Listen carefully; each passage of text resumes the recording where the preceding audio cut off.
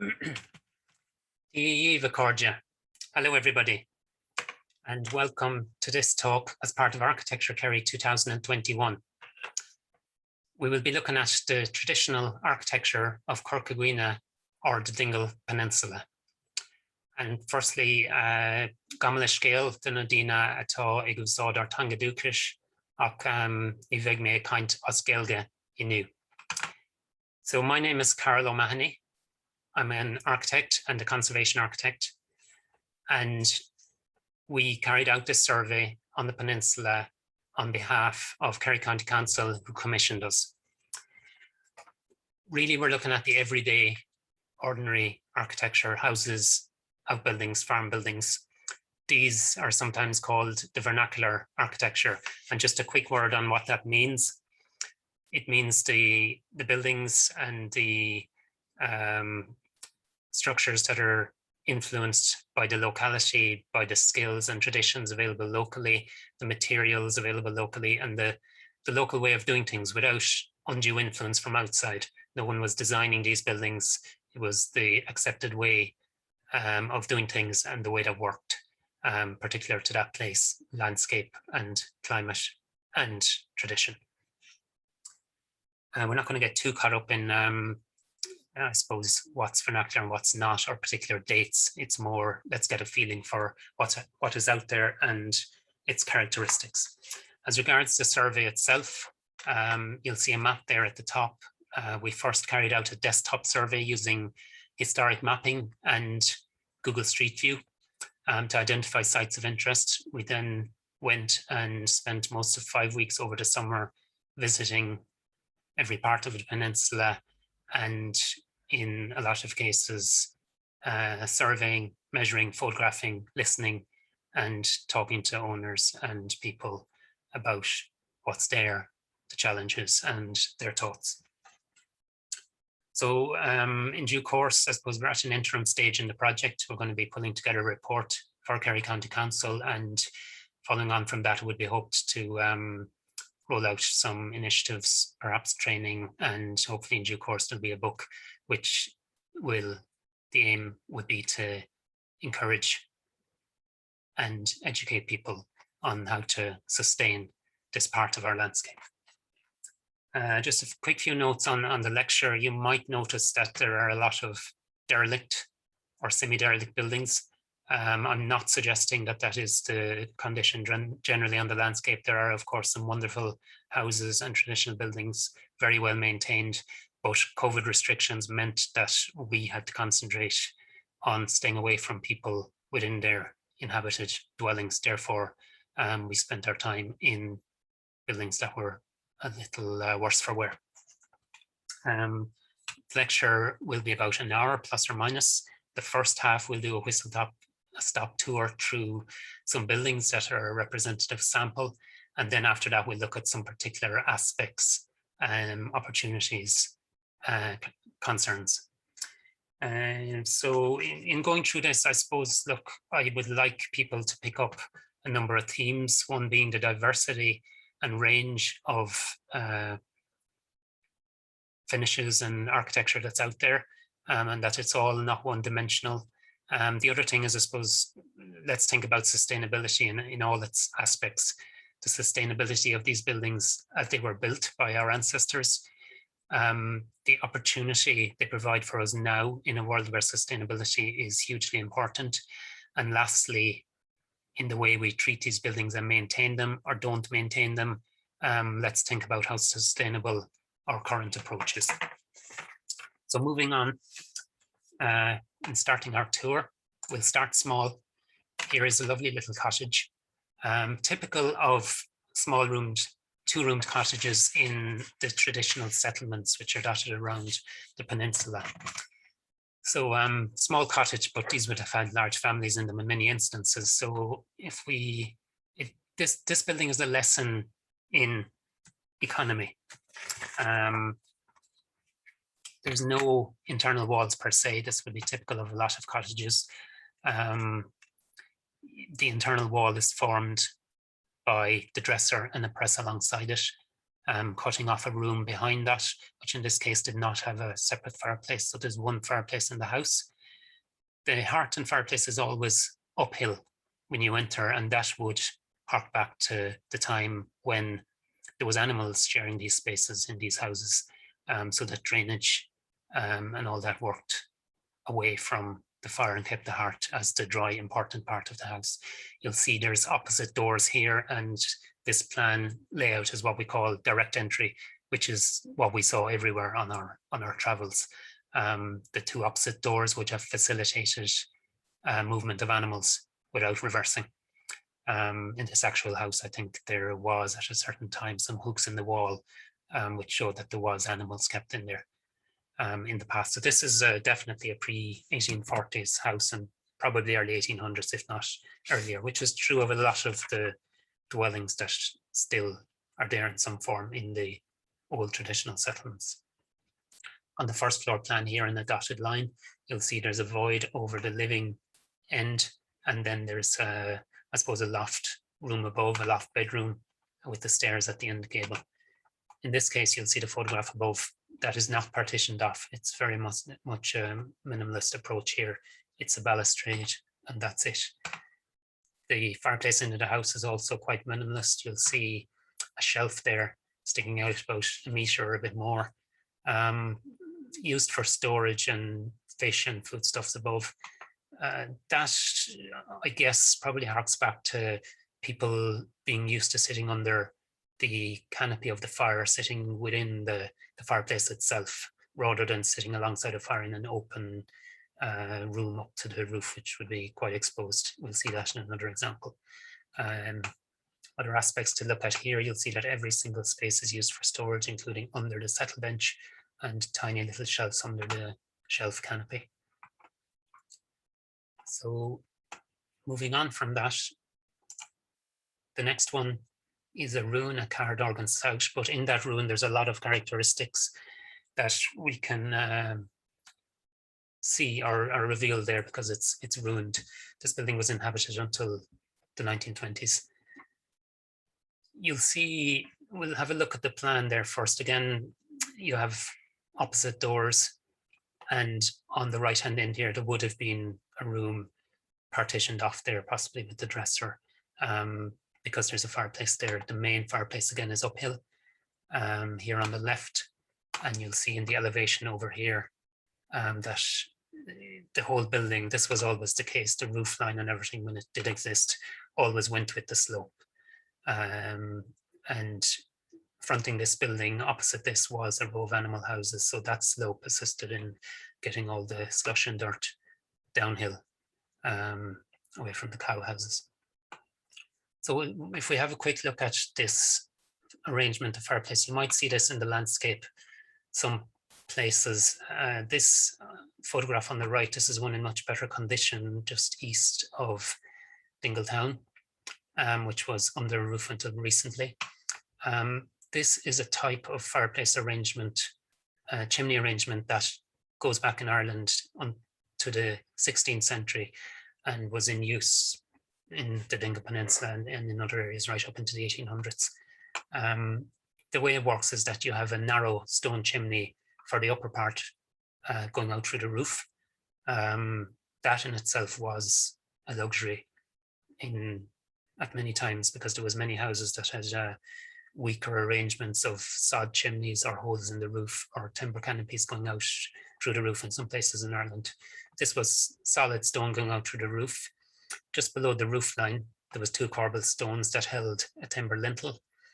And below that, the larger part of the smoke flue was formed by a wooden or a wattle and daub lightweight construction tapering out from that. You can see it here in the low photograph, which is from 1901 and elsewhere in Kerry.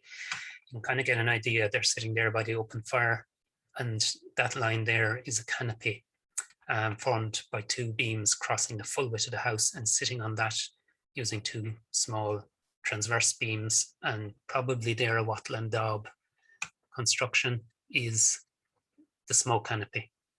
So that shoots out, and somewhat like the shelf we saw in the last house, they're sitting in underneath that takes all the smoke away from gathering in the roof space up behind the house. And once that happened, that allowed the upper spaces in these houses be used as habitable lofts. Whereas prior to that, the smoke would have not really allowed for that.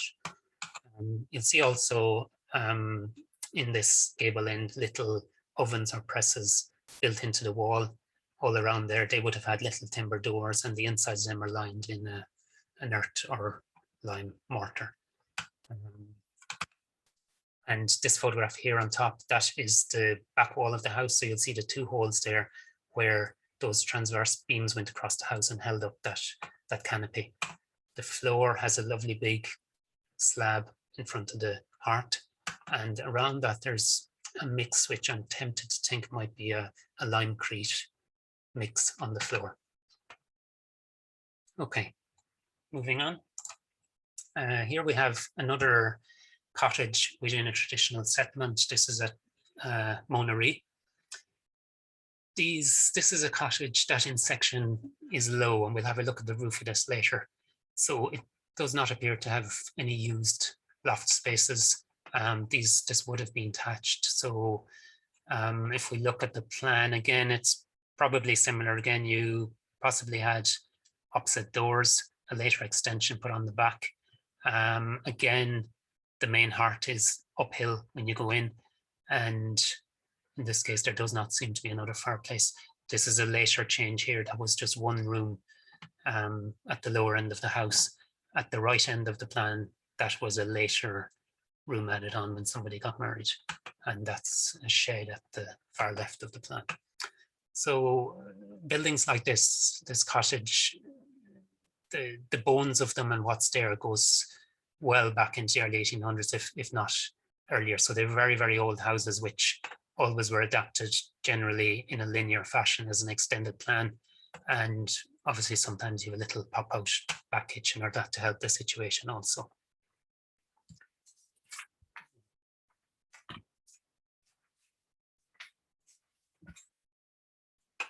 You'll see there the fireplace adapted in the middle of the house, and you'll notice beyond a feature that you often get is a little inbuilt press built into the stone wall. Oftentimes I think that would have been for a holy statue. Okay. So we're back to Caherdorgan South again here, and we are looking at a cottage here now that again started from a very early cottage but would have been adapted over time in plan and section. So you end up with what I call a 1.5 story cottage. This is getting into cottages now that have proper habitable space as part of the first floor. This site here, there's a lot going on here, but this is typical and a brilliant example of the range of changes that happen over time, leading to, I suppose, a richness of family history in a place. And also, I suppose, a lot of challenges then when you go to adapt these places, how you deal with, how you pick through those various changes, what you keep, what you adapt, and how to deal with that. So it's a good one to look at in that fashion, but many different, very interesting aspects. It has everything really. So looking at the plan first, this started off here in the middle somewhere with a smaller cottage and was adapted over time. The plan was, it seems, extended in both directions. This is a cow house out here and further animal houses. In this case, there was a road here and a boundary up here. So they extended the plan as far as they could, but it did lead to some further animal houses being not your typical arrangement, but being onto the back of the house then, you know. This is a 1950s extension out the back, which you'll see in this photograph here is quite a statement with its almost brutalist chimney. Three brothers came back from Springfield, Massachusetts on their holidays to build that. And I mean, changes like that are quite individual, and I would have respect for all parts of a building's history over time. Everything is part of the story. There's an interesting 3-part window in it, and you see a little protection of the little area outside the back door there, and that's some local quartz topping the little garden wall there. interesting back door there, which is two-part door into the extended kitchen. You'll see some example of reuse of material here in the door into the cow house. Both of those styles of the door are shafts of a cart. And just, I suppose in section then, like I said, you have habitable space as a first floor. This is looking towards the end of the plan here where you have a bedroom upstairs. There typically is a spy window, which is openable out of that into the house into the main living space. And again, at the other end over the hearth, you have the shelf that existed there has developed into a closed loft, which is a limited space, but has a lot of space in there and has a full-scale door. It simply is a storage loft and nothing else. A particular feature of these houses as they get bigger. We'll see here on the right, particularly unique here, which I didn't see elsewhere, is that the divisions between the stalls and the cow house are standing slabs of stone. On this side also, you have a barn.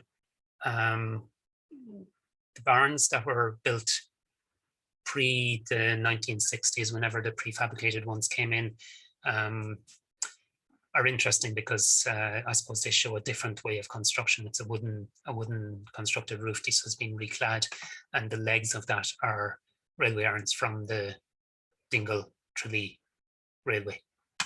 So there are characteristics, I suppose, special interest in those buildings also. So let's move on from that building type. Staying in the same townland, we're in here then to, I suppose, a two-story, what we call farmhouse. This particular one was built about 1930. The ruin that we looked at just a few slides ago, this was built alongside, and at least part of the roof was taken off the smaller cottage and used for this. These buildings were a big change in the landscape in that they made a statement. They were much more formal, and they stepped away from the sharing of space with animals. They stood out alone, addressed the viewer, the landscape, and pulled themselves away from the animal buildings. So everything, like I said, became more formal, including the front elevation. You'll see some raised plaster decoration around the openings there. Depending on family size, they might have had a good room at one end. You still follow through with a lot of the characteristics of older cottages, like built-in presses and storage units, but everything is larger, symmetrical, and more formal. And there's, I suppose, there's an enjoyment of space in these. Plan-wise, if we look at the ground floor here first, so we are going in the front door here, and you have what we'll call the good room to the left, and the main kitchen living at the top of the plan there. This intermediate wall here, sorry, I'm reading that wrong, flip it around there, that's the front door. And this wall here is the main living kitchen space. That is a later wall. What you would have had always to begin with is basically two spaces in the ground floor, and the stairs rose up from your main living space. That's the back door over there, and that's your smaller good room then. This particular layout upstairs has 4 bedrooms. Different houses differed depending on the needs, but they're a scale of a house that allowed for slightly different plan arrangements.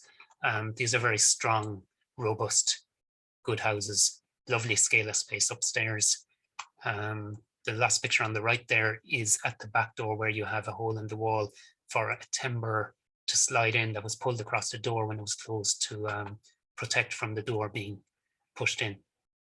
I'd like, in due course, someone to tell me why that happened at the back door and not generally as we see it at the front door.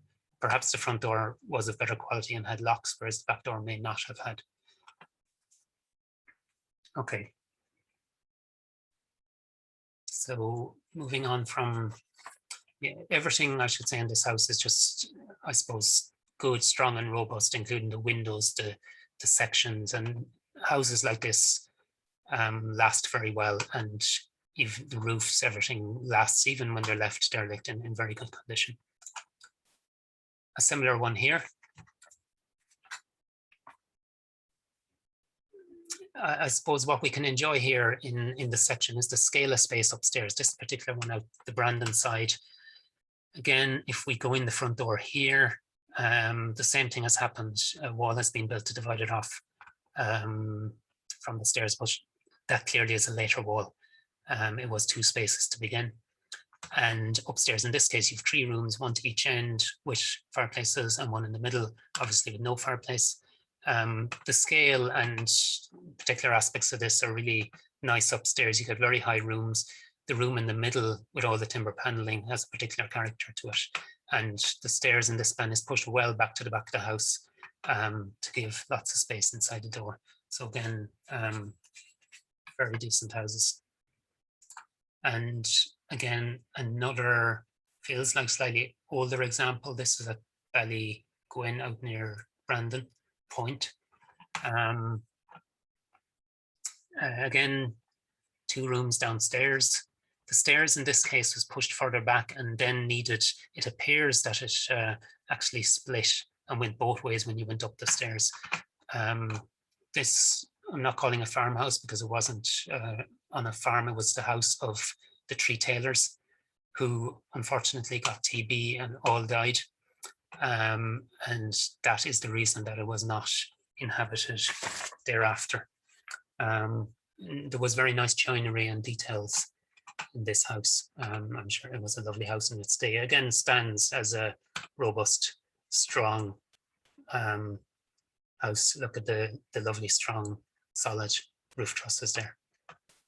So, okay, we're on towards, I suppose, looking, we're not today going to look in traditional settlements on the peninsula in any detail because that would be a lecture in itself.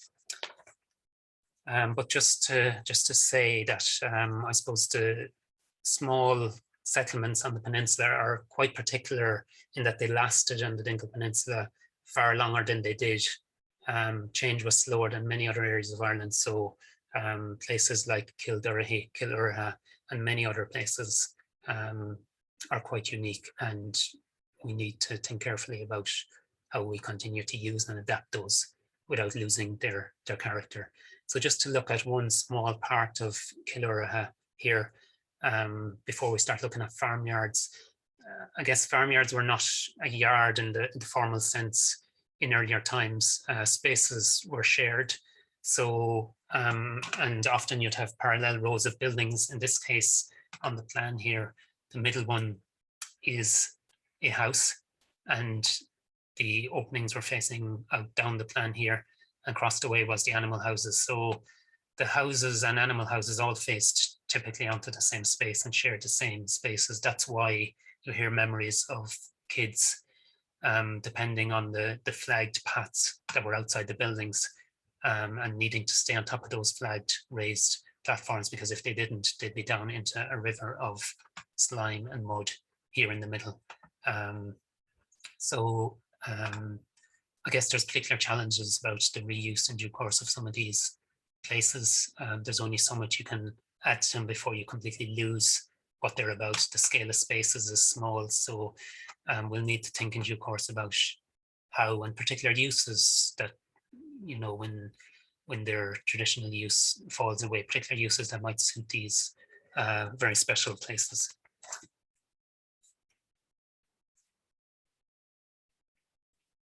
Okay, so going on from that and taking some of what we see there, we go out into looking at some farmyards then. So the first one here is a very nice one, just east of Dingle in Ballinvonig, a K farm. This was a family that were resettled by Lord Ventry when he was clearing out some space in his estate at Burnham. The buildings would have been built for the family, and they were resettled here in the, I think, the second half of the 1800s. I should be more accurate on that. Someone might help me with that.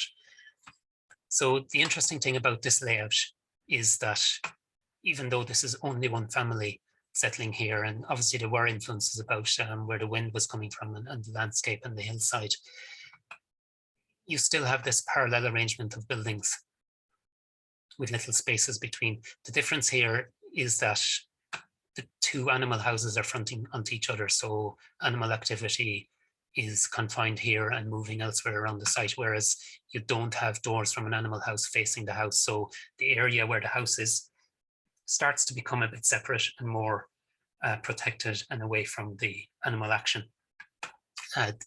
This house to begin with was, as far as this line here, was later extended. And the quality, you do notice, I suppose these buildings were being built for people with landlord money. So you do notice a certain amount of quality in these, and that all the outbuildings had slated roofs, even at this early time, and all the underneath of the slate parged. Very good cow houses, nice quality to everything. An interesting double hinged door there for it to go back around to the wall so that it's not getting in the way of the animals' movement in and out. A nice section across the site, the three original buildings, and in 1960s, off the shelf, as we call it, barn put in the Haggard at the end later. Interestingly, I suppose we get used to seeing things in stone, or there's very little whitewashing that we see now, and we easily forget what the landscape used to look like.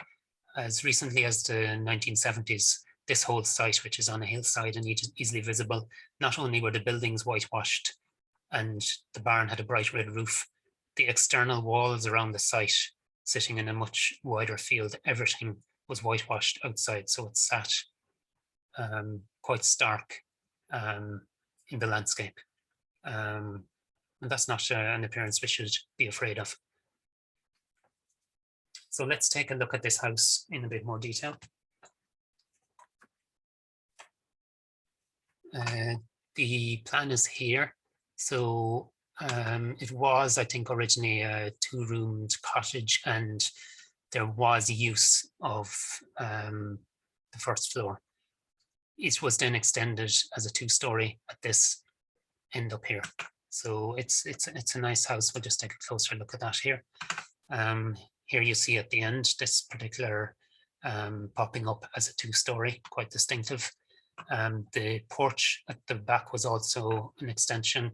The family name was carved in there by one of the family in 1901 into a sandstone sill.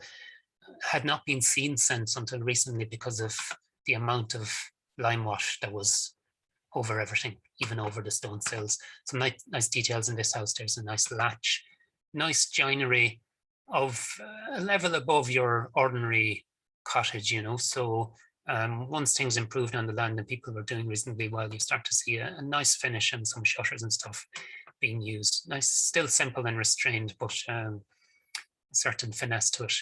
Interesting stairs, presses beside the chimney breast, and of course a religious shrine embedded into the wall here, which is quite nice. Okay, so just popping on from that, I just wanted to throw in quickly this this house type following on from the last one there, which is quite distinctive in the landscape, and you don't see a huge amount of them, but when you do, they have a certain character that from a distance tells you something about the how the family were doing at the time and their ability to extend in a more generous fashion. So you have your original cottage, and then people got the means to pop up as a 2-story with more generous scale. You end up with a distinctive shape, which I think where that occurs would be nice to preserve that, you know. Now moving on to another farmyard. We're at Glanlock North, which is on the north side of the peninsula, just in from the camp area in a lovely valley.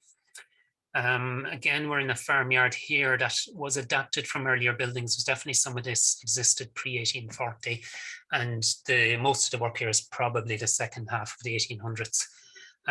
This is typical of most of the farmyards that we would have seen, in that you basically have an L shape.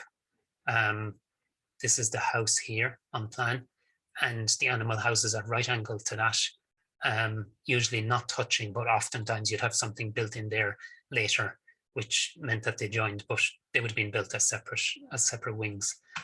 If we look at the house first, it's one of those kind of what I would call a 1.5 story house with decent height in it, so that you do have a room upstairs at one end, and you have very nice height above the main living space. While these spaces mightn't be very generous on plan, their sections are very, very nice, and there's a lovely atmosphere in that scale of space.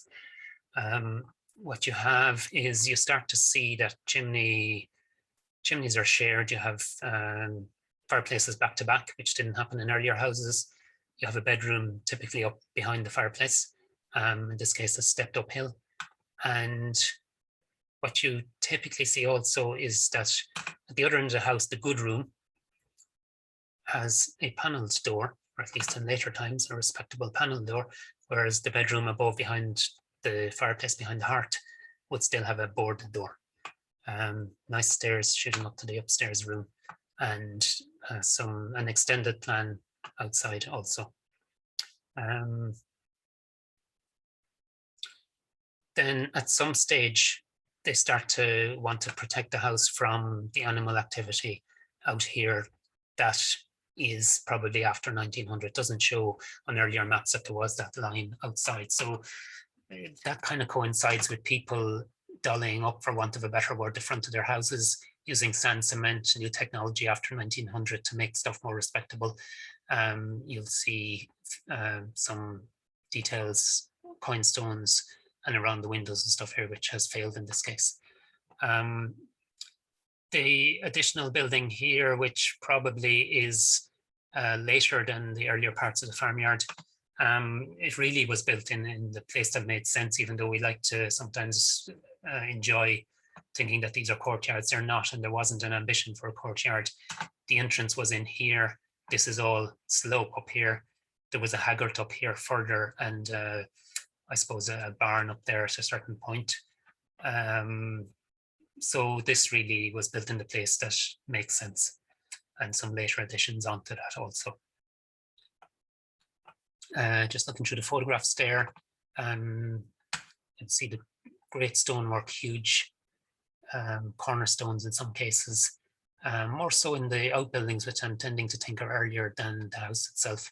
The house itself, the story goes in this case that the stone to build the house, which had to be gathered before the masons came, took 3 years to gather, because people would have been doing that alongside their everyday farming duties and work. So and I suppose you have to cover a good bit of ground to get the right stone, especially if a number of earlier buildings would have used up the very close at hand stone, and you might have to cover further ground. The middle photograph at the bottom here shows true stones, which are parts of the building of the wall tied together, popping out. You'll see them in the back or gables or places like that still existing, and that's very interesting. Whereas on the front or more visible places of houses, they would have maybe trimmed back in time to make stuff more respectable. Continuing on from that, we have a lovely farmyard here in Ballyferter in the Clúnta. Again, this is a family that were resettled out of Burnham by Lord Ventry. So again, we see a very good quality arrangement, but not with undue external influence. I mean, it was the same hands and the same people and largely the same materials that were used to build all these places. So just to have a look at this plan, this house is slightly different in that there's no upstairs loft spaces. It was a spread out plan. Again, probably 2 rooms to the main cottage. The porch is later, the extension to the back is later. There was a dairy at the bottom end here, which had a fireplace itself. This house ended up with 4 chimneys across, which is quite unusual at that time, and another bedroom at the end there. Again, as I said in the last example, the animal outhouses and the house itself were not joined in the beginning, and then later adaptations and extra sheds and outbuildings ended up joining them, but it was separate to begin with. Again, it wasn't a formal courtyard. This is a later necessary building built by the family themselves at a later date. And it was, while the original buildings would respond to the prevailing wind, this was then put in a place that gave some level of protection from an occasional but dangerous north wind coming off Smerwick Harbour. So that's what it was about. It wasn't about creating seemingly formal spaces. The animals would have appreciated that also in this kind of environment.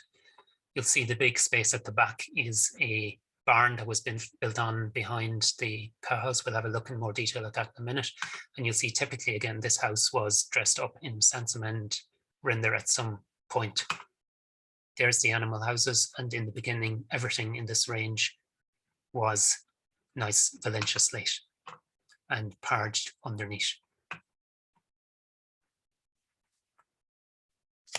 A number of unusual aspects in the building of that, which mightn't have happened if there wasn't landlord money involved. There's brickheads to the arches. The layout, as I said, is a bit more spread out, a lot more chimneys, a lot more work. Maybe some of the economy disappeared. Looking at that barn, what I call a wonderful barn, I suppose it's rare enough that you see places where people had the means to put up a sizable structure like this. Typically, feed and hay would be kept outside and covered by, I think, rushes and some certain seaweeds to keep it covered over the winter. This building was built in 1928, and everything you see is more or less the same since. The cornerstones were made from concrete with local aggregate, not untypical of that time. The roof is corrugated iron, and that roof you see there, except for some repairs, is the same roof covering since 1928. The owner here was hoping to get the 100 years out of it. He's not sure he'll make that, but I think that is the yardstick that we should measure our work and our adaptations and our maintenance on traditional buildings by, you know, centuries rather than a short number of years. Everything again here, these walls, even in this large scale, are earth clay mortars and pointed then internally and externally in line pointing. There's a lovely section there, very high barn, lots of capacity in that. And smartly, it was built onto the back of the cowhouse so that foodstuffs could be brought directly connected into the cowhouse alongside. Looking at a few other two-story farm buildings, which do occur around the place, but aren't overly common. And these are buildings that where they will, in due course, change use. If they do, there's huge potential in them. Very interesting, very nice buildings. One here in the middle at Golan, just outside Stradbally on the north side, and the other one is at Ballet, just north of Milltown, Ballet Uachtarach. This one is 1881, and the other one probably a similar enough era. There's great height and space in these buildings. This particular one here near Stradbally has a, because of the scale and the roof, has a particularly different arrangement for the trusses coming down onto a timber within the wall, and that then being held down to a lower timber by an iron strap, a bit different to a less formal arrangement that we'd normally see in smaller outhouses.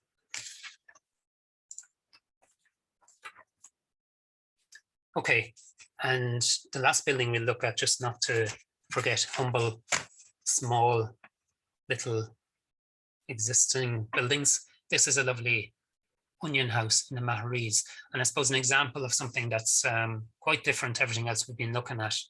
Has a particular construction that's very particular to its function, which is drying onions. But even in looking at these buildings, there's lessons to be learned, and out of this, a certain type of construction can be seen in that particular area used in walls and sheds for drying items. So these walls needed to leave airflow through them to dry onions. So therefore, it wasn't going to be a mortared wall construction like everything else that we've seen.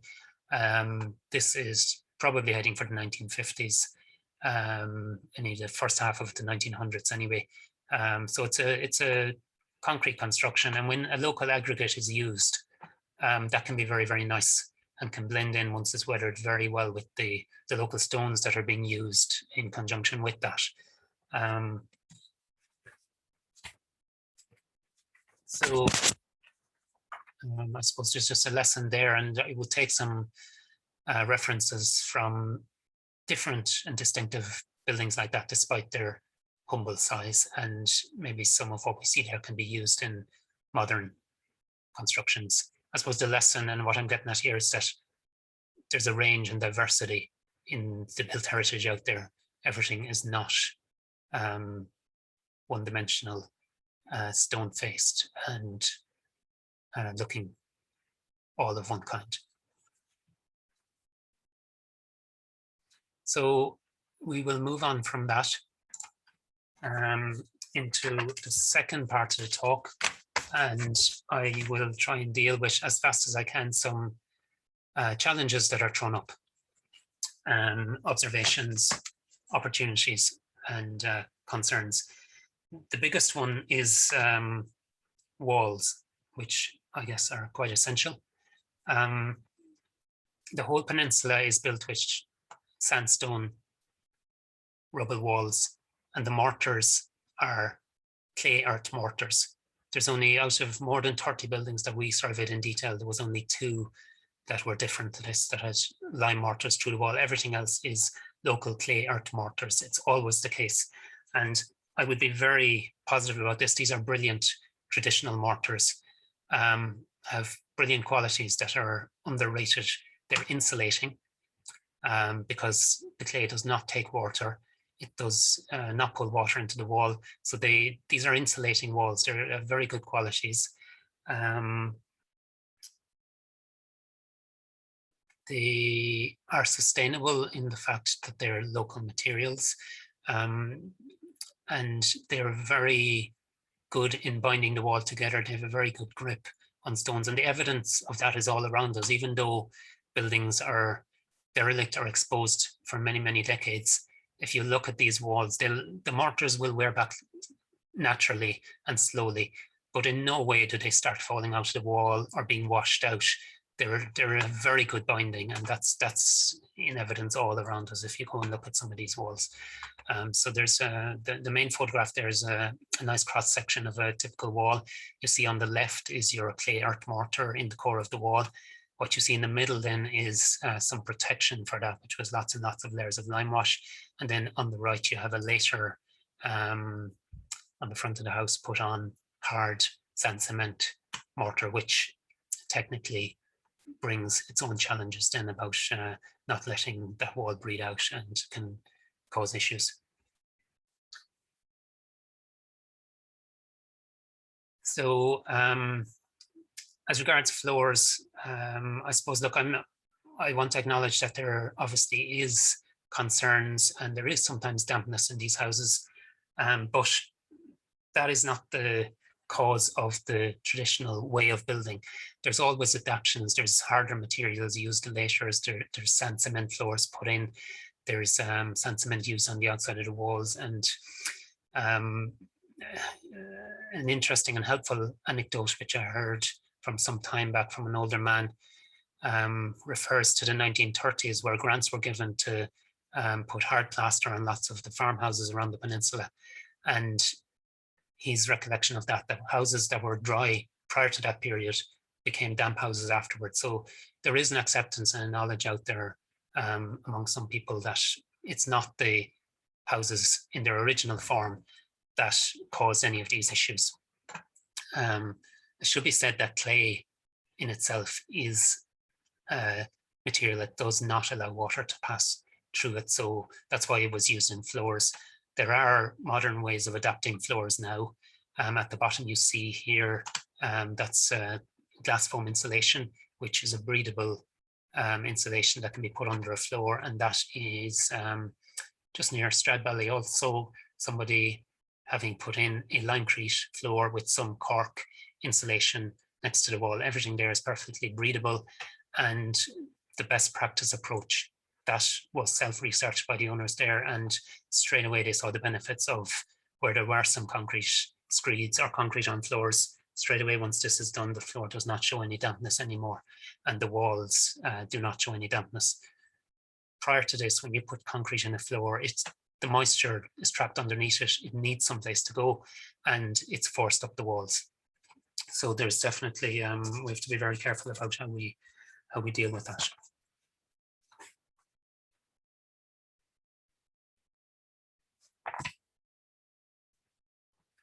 You'll see a photograph in the middle there with some concrete cornerstones. This kind of practice was used right up until the 1950s. I guess it was easier to make cornerstones rather than finding big, strong stones and carving them. So, I mean, where that happens, typically they don't go right through the wall. So they are part of the story. We have to accept them. And the top photograph there shows the local aggregate. They can actually look very, very well. So that's not something to be too afraid of. We have to be balanced about where concrete is used and where we can live with it, and where it's preferable to change it. Overall, I would just be very, very positive about these walls and their inherent qualities.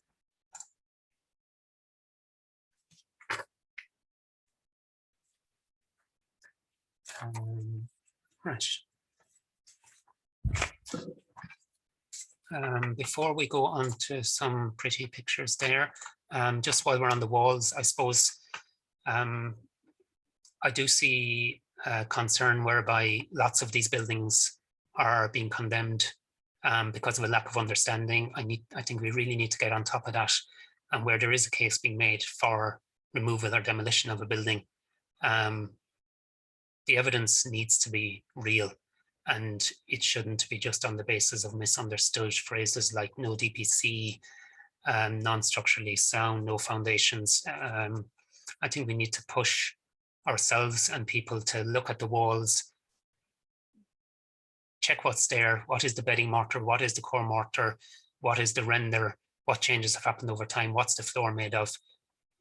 Do some poking around, show evidence, show photographic evidence of that, and then present that. And I think in most cases that will be presenting a scenario where it will be showing the possibilities and showing the qualities of the building, rather than facilitating condemnation of a misunderstood structure. Now on to more sand cement. And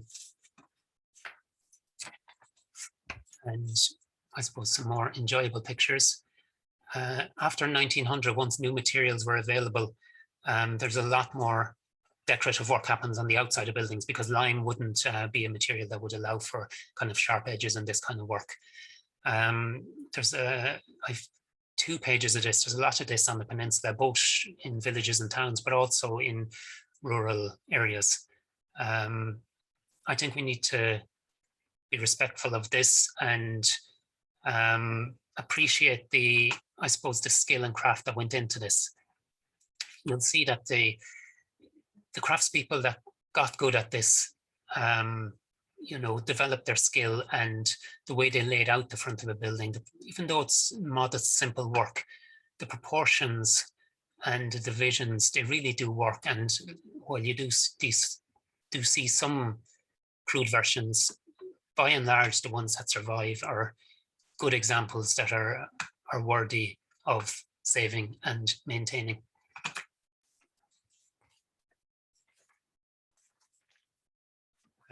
You'll see, I suppose, just to run through what you see here, you see some brown colors on some places out by Clahan, that side, and various original plasterwork details there. We're using the local aggregates, which is sand from out past Ballygwen at Brandon Point, which is kind of a rich brown sand that then had pebbles thrown into it, which in some cases I think was the local quartz or other local aggregates to create a contrast. So where that happens, I think it's preferable to keep that as a local distinctive feature and not paint over it. You get on the bottom picture here, you get this kind of pattern in many rural and urban towns repeated. The middle picture on the bottom is a very simple lined effect, which you get in, it's a very minimalist approach to putting a pattern around windows, and that's sitting there with a lovely slate sill. And then some more decorative work there in some of the villages. Going on to the next one, you see the sun catching that Ballygwyn dark brown kind of sand again with the aggregate on it. Some more decorative features in some places, and seashells, various overpainted pebbles here. And then the middle one there, which is an example to say that obviously it doesn't always work, and sometimes this stuff is falling off the walls because the plaster was so hard, and technically what's happening is the water can't get out through it. So there's a challenge there in dealing with that. Where it's failing, there's not a lot that can be done, but where it's not failing, we have to be balanced in not always saying that sand cement is the devil. Where there's craft and nice work involved, we have to take a balanced approach. And typically this would be only decorative work on the front of a house anyway, so the other elevations might provide scope for going back to more breathable layers. At the bottom there, I'm just drawing a picture to say that, you know, we don't want to get to a place where everything looks like a sandstone exposed facing. There was very little of that in earlier times. While that's not necessarily a bad aesthetic, let's appreciate the range of finishes, colors, and materials that were out there. And the last photograph is, I suppose, some unfortunate pointing, which there is a bit of a trend towards in taking plaster off certain, especially village buildings, to expose what is nice stone, but the way that that is then pointed and stuff leaves a lot to be desired, and technically is really taking a risk with the building, and is not going to perform as well as it would have with breathable materials. So there's we need to be very, very careful about that.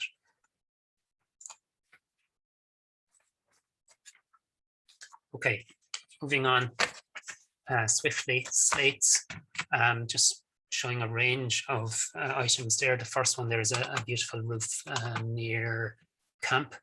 I suppose this is just to say that slates came from lots of places locally.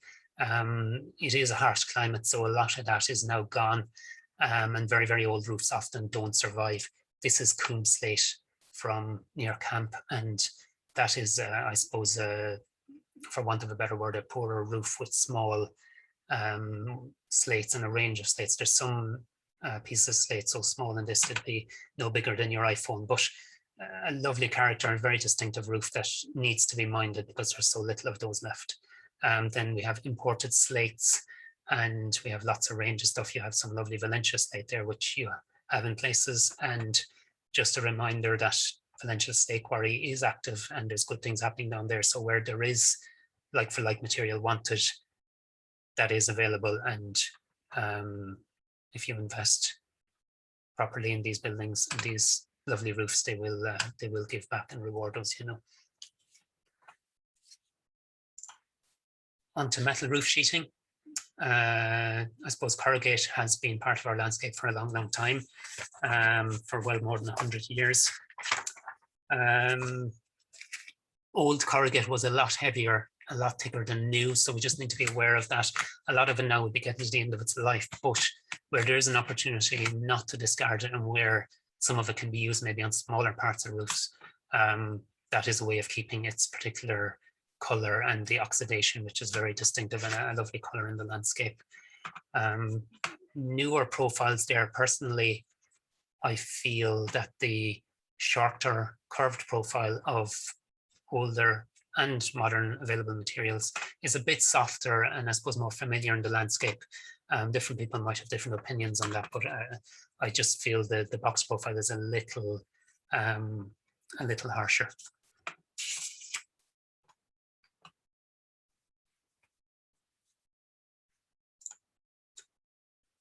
A word about color. I think we just need to be careful that we're not losing the color in our landscape. We are at a time when a lot of the lovely oxidation on the very old corrugate is getting to the end of its life, so that will be disappearing over the coming years. And I think red, while it's liked by some people, is not the flavor of the month, but I think it is a color that works in the landscape. Green is, I suppose, a safer, more camouflaged color. It's just to say that I don't think we should get to a place where we're losing all the color, and I think council planning policy needs to think about that also. There's a kind of a default position, appropriate in some cases, whereby the use of bright colors is discouraged and should not be allowed. I think on this peninsula, where bright colors are part of the traditional aesthetic of the landscape, I think we need to think carefully about that. The blue is in there not to promote it, but just to say that different people have different opinions, and all colors may not be equally appropriate. Other roof materials. At the top there, we do have some asbestos sheeting, which carries with it, or that type of material which possibly has asbestos in it. That brings it with it its own challenges, and I guess we need to listen to people and see there are cost challenges in removing that. So let's think carefully about that. The flip side of that is that there are modern materials, and this picture in the middle, that is a type of similar modern subtle profiled material, which is, I think, plant-based. It's Undulane or materials like that. So there are options out there, which are not all bright and metal. Thatch, unfortunately, this house that we're looking at here appears to be the only dwelling on the Dingle Peninsula area that we looked at which has been continually thatched. There are other examples of thatch being re-put on buildings, but as regards a dwelling that has continuous thatched roof, I think we're only looking at one, and that is certainly a loss. I'd love to hear from anybody that has another one, or where there is thatch underneath other roof coverings, even if it's only to record that. We would like to look at the details of how these particular roofing was done on the peninsula before it's completely lost. The bottom left there is an example, and the photograph next example of tarred roof, which I think was brought in by the Congested Districts Board, firstly as a solution for the island people to treat their boats, and then was quickly adapted over boarded roofs on the Blaskets and other coastal locations as an easier way than thatch or brushes for roofing their buildings. So it was a canvas on top of boards that was then tarred, and again is a relatively modern aesthetic that has become part of our landscape and should be accepted and also seen as an option. This particular house down here went to a boarded roof from thatch when the train, this is near Auchosla on the Castle Gregory side, when the train on the main road set the thatch on fire. So that's good enough reason to change from thatch. Okay, so just to say that there is diversity and options there. Now we need to take a look at this early roof structure. I'll keep moving on as fast as I can. I'm just aware we're getting close to the hour, so we'll be tipping over it a little. Now, this is an important roof, and I would like to see more of these. They are out there in people's houses, in people's attics, and if anybody has early roof structures, I would be happy to have a look at them so that we can learn and take care of these and advise people on how to maintain them appropriately.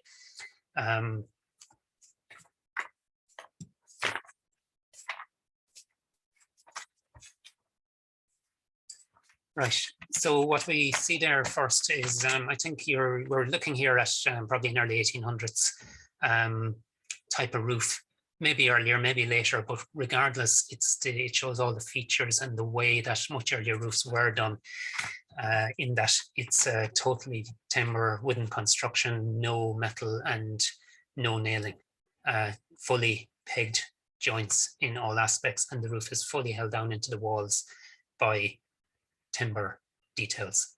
The top here is a crossover detail, a halving joint and pegged joint. I couldn't resist the temptation to put in a picture of the finial at Kilmacalcader Church, which of course is a stylized version from much earlier of the same kind of crossover roof timbers, which is referencing earlier wooden churches. In the picture on the left here, you'll see the top of the trusses, and you'll see these parts that continue on, they would have stuck into the thatch originally, and you see everything was painted there. So this whole timbers was exposed underneath the roof line, the bottom of the thatch. Then if we have a look at the detail of how this is held into the walls, this is particularly distinctive of this area, probably not unique in Ireland, but we need definitely to be aware of characteristics like this in the Dingle Peninsula area. So the truss went down, and there was a piece of wood of the same section spliced into it, little bird's mouth cut there, and it was cut in, and there's two pegs, you can see them there and there, and they're running at right angles to the main truss line, and they hold that piece. Those pegs go right through and pop out the back of the main truss. So they hold it all together, and that means you have two pieces. I guess the top of the truss would have been sitting in a fairly vulnerable position close to the top of the wall. By putting on this other piece that runs down at a better angle right into the core of the wall and was built in there, so you've proper bedding in the wall. And at the top, all trusses were held together then by what we'll call a ridge purlin running lengthways all across there to hold everything together. Though I'm not clear if that would have, I'm guessing there would have been some lateral restraint even where that was all filled with thatch. So you'll see there that that was all exposed, and you would have seen that within the interior of the house. When this roof was taken off and a lighter roof put on, the wall was extended up. The wall originally would have been finishing down here, with the roof line and thatch being at the top of the truss there. The second thing to say about this roof is that you see here a newel post. This is a very nice example of reuse of wood. So we have a very interesting original roof structure, but when the thatch was taken off, the depth needed to be made up to put on a light metal or similar roof. So the roof line had to be pushed out rather than taken off the roof structure. There was lots of pieces of reused wood used to lift that roof line and push it all out, including a huge newel post from a much bigger house somewhere that was humbled by ending up here, holding up a cottage roof. Nice silhouette image in the middle there showing the crossed truss junction at the top. However, we don't really want to be seeing light coming into the attics, and again, early maintenance is hugely important so that we don't end up needing new roofs on these houses.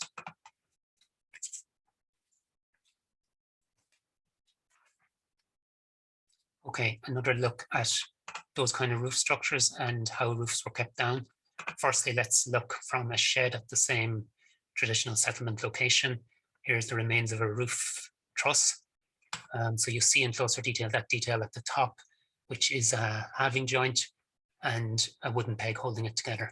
It is probably a case that the extended parts of this were cut off when a sheet roof was put on rather than thatch. That then makes that whole joint vulnerable because you don't have as much body of timber around the pegged joint. The other thing to say about this is another nice example of reuse of wood.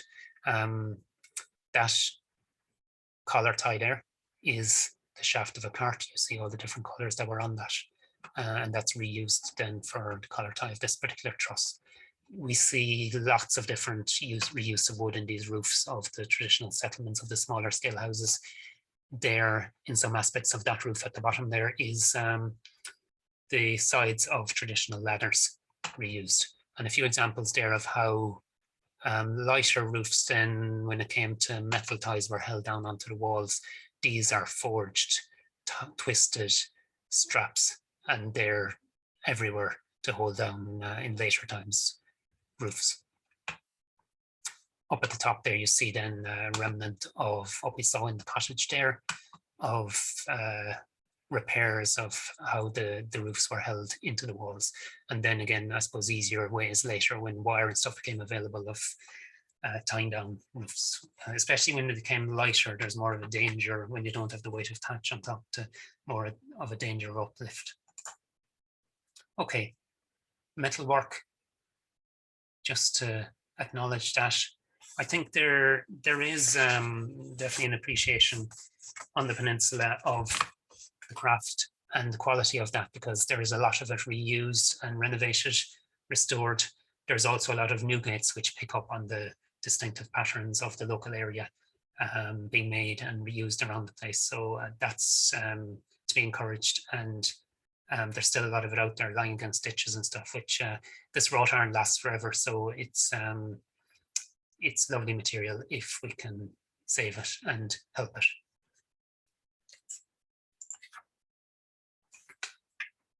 Okay, we're nearly out the gate now. So looking at pillars, I suppose like a lot of other coastal areas, there is that tradition, not unique to here, of using attractive glass floating buoys originally, which are a beautiful, when you look at them closely, just the way they catch the light, they're a beautiful feature. So you can see why they were used. Buoys became a little duller then as they changed to maybe galvanized metal, but that tradition, of course, continued in many places where the glass buoys survived. They're there since, you know, definitely. We've seen ones earlier than the 1940s and probably much earlier. Then you get people doing a variation on that. Here in the middle, we have the lemon bonbons looking quite tasty. That is a beach stone painted nicely. The one here again is a blue glass buoy. And then someone closes out of the water completely by using a large iron buoy there and painting sunflowers on it. So lots of variations to be enjoyed there. And then over here we have, I suppose, a modest restrained plasterwork detail, which kind of reflects the way things are done on this peninsula in this kind of wet, harsh climate. Simpler is better, and modest and restrained works, whereas anything fancy and flamboyant won't last as well. Also in the middle there, you have some quartz sitting on top of a wall, just to acknowledge the tradition of Kerry quartz and Kerry diamonds, and the tradition of picking up pieces of quartz and putting it in a safe place on top of a wall, in a hole in a wall, or someplace like that. So you get a lot of that. You get tops of walls lined with pieces of quartz that someone has picked up and examined, looking for crystals. That became more formalized in some cases where the top of wall were lined in the white quartz, and especially in places like the Burnham estate, you get estate cottages there using that in a more formal fashion.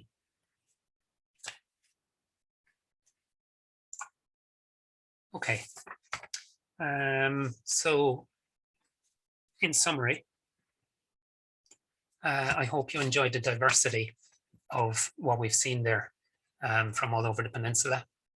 And I hope that encourages people and shows people of the range of finishes, buildings, colors and materials that are out there. And I suppose highlights that it is not a one-dimensional heritage. In that, I suppose the onus is on us to get things right when we're adapting and maintaining. And this is different to mainstream construction. Therefore, it is important that we use the right craftspeople, practitioners, engineers, and architects who are familiar and experienced in working with old buildings, because the approaches and methods of modern buildings are distinctly different and won't be money well spent if you try and take that approach with older buildings. If you treat them in the right way with the right materials, they will last far longer. So that's the diversity. A quick word about sustainability, which we'll be hearing lots and too much about over the next few years. We need to look at how sustainable these were, and I suppose maybe embrace what our ancestors did before the word sustainable was even invented. They were naturally sustainable in their practices and approaches. Maybe we need to respect that a bit more and out of that realize the potential that these buildings and these places now have in a world where adaptation and reuse is really, really important. And I would say adaptation and reuse of buildings which are already there and which are built with materials and walls that is much more useful long term. The last word about sustainability is that, again, maintenance is hugely important. Get in there early, keep the roof on, and take care of the buildings with simple everyday maintenance that is within the ability of most people. It's not rocket science, and there will be hopefully some training stuff happening about some of this work. Once you leave a building, fall or get a bit shaky for a few years, it's on the downward slope and it's harder to pull these buildings back then. What traditional buildings need are ongoing attention, and then they reward us hugely. They're not the same as modern buildings that we can kind of ignore for a good number of years. So I will leave it at that. You've probably seen enough buildings, so there's a few characters there on the side that we met in our time around the place. I would like to say Gurv Mahagut, the Gochdina, Avia Coint Lynn, Iran Sarig. Thanks to everybody that engaged with us.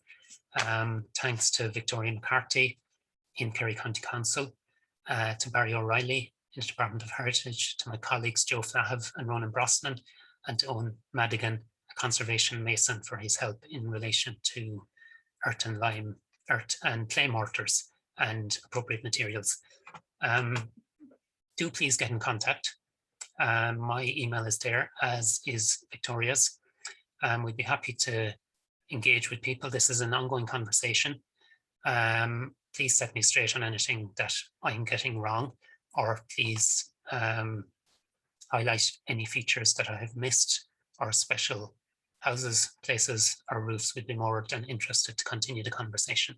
So for now, I hope everyone got something from that, and Gurv Mahagut Galer. Slán go fóill.